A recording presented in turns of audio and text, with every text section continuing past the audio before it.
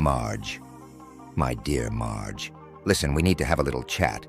You've done a lot for your family, and I mean it's impressive how you hold things together when chaos surrounds you. But there have been, let's call them, moments.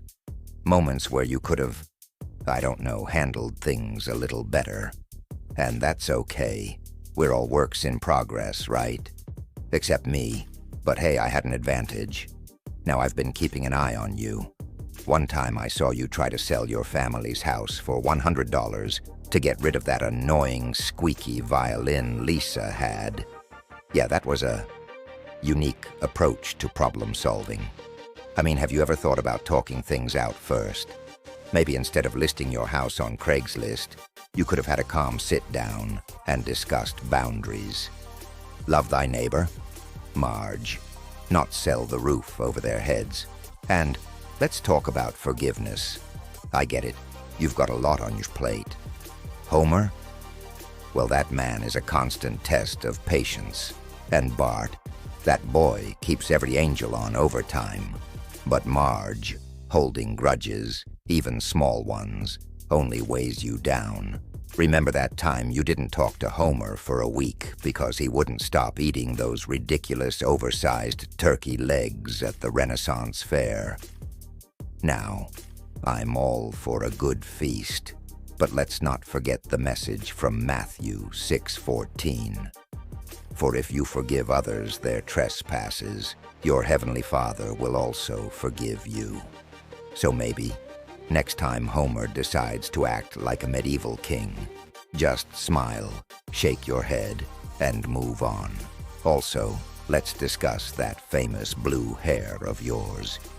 You do know that no one's going to judge you if you let it down once in a while, right? You're clinging to a lot of things, not just hairspray. Sometimes it's good to let go and trust in something bigger like, I don't know, maybe faith? Don't let the small stuff bind you.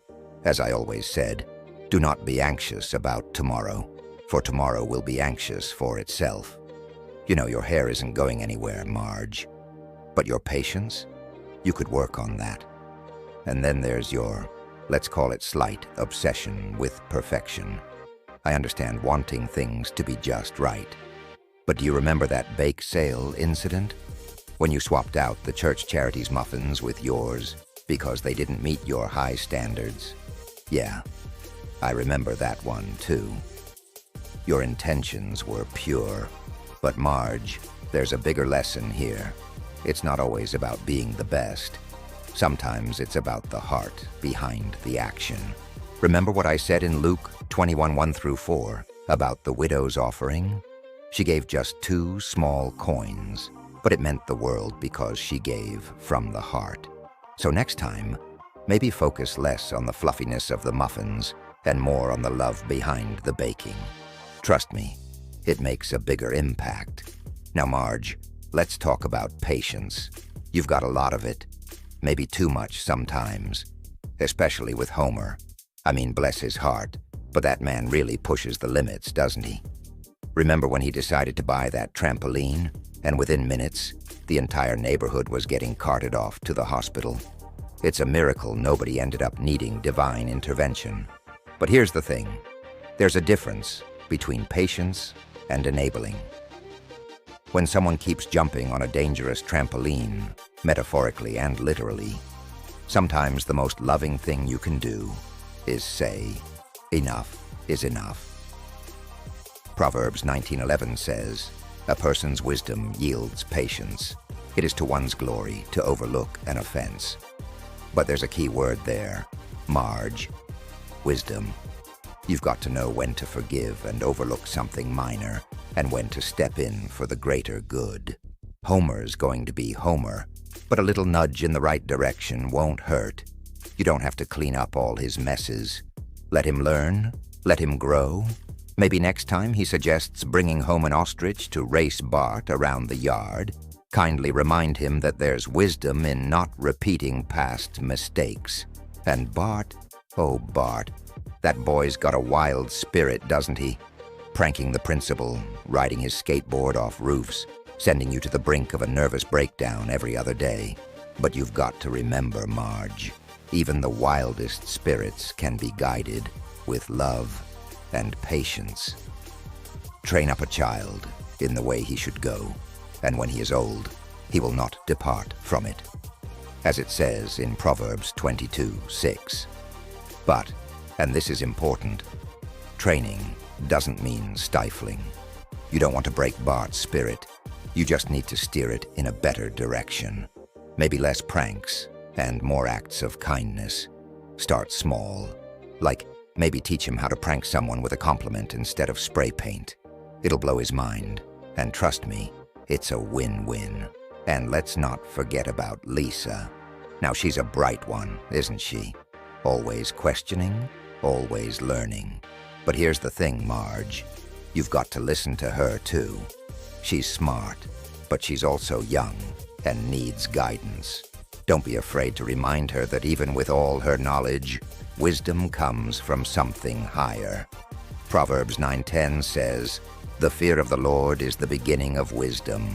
She might not get that right away, but give her time. She'll come around. In the meantime, just be there for her, guiding her with love and patience. And if she asks too many questions, well, remember I handled 12 apostles and their endless questions. So, you're in good company.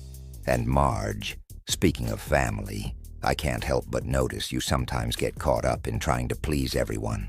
Look, you're only one person. You can't make everyone happy all the time. Trust me, I've been there. Even with all the miracles and teachings, some people just weren't satisfied. They always wanted more bread, more wine, more signs. But at some point, you've got to realize that it's okay if not everyone approves of everything you do. As I said in Matthew 11:28, "Come to me, all you who are weary and burdened, and I will give you rest." You don't need to carry every single burden on your shoulders, Marge. That's what faith is for. Remember that time you tried to get Homer to eat healthy? You threw out all the donuts and replaced them with celery sticks. And Homer? Well, he took it about as well as a lion takes to lettuce. You tried, and that's what matters. But sometimes, you've got to pick your battles. Not every hill is worth dying on, Marge. And while we're on the topic of healthy eating, remember moderation, huh? I mean, man shall not live by bread alone. But you don't need to take that literally and cut out all carbs either. Everything in balance. Now, I'm not saying you should just give up on the family. Of course not. But there's a difference between loving them and losing yourself in the process. When was the last time you took a moment for yourself to just sit down and reflect? Psalm 46:10 says, "Be still and know that I am God." You need that stillness, Marge. You can't hear the wisdom if you're always running around trying to fix everyone else's problems. Sometimes the best thing you can do for them is take care of yourself first. Now let's talk about generosity, Marge. You've got a good heart, no doubt about it.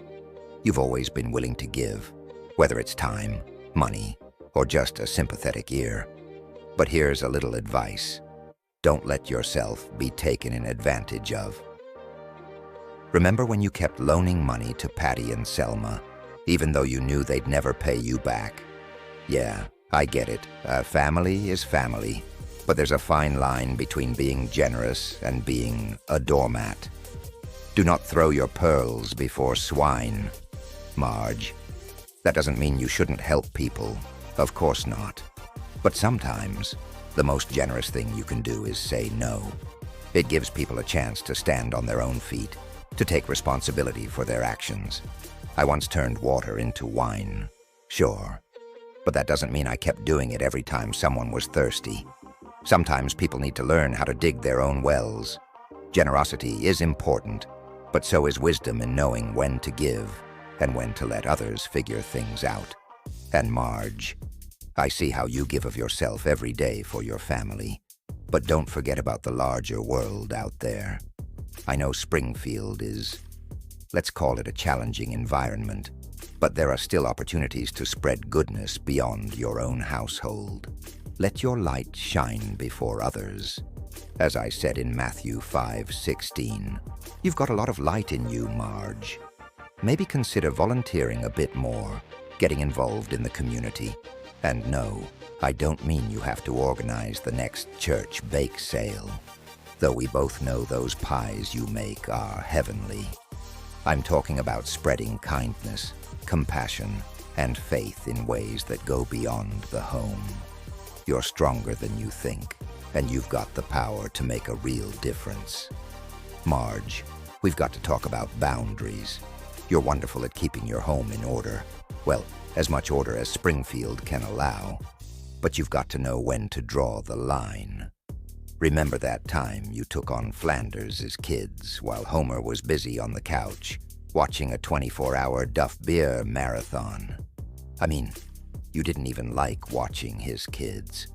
And there you were, knee-deep in chaos because you felt like it was the right thing to do.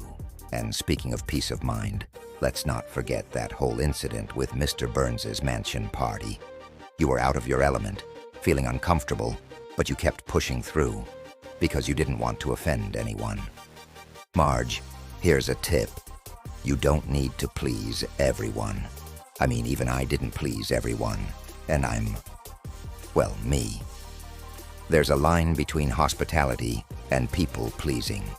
Next time you find yourself at one of those stuffy parties, remember this verse: let your yes be yes, and your no, no. It's perfectly okay to excuse yourself and prioritize your well-being.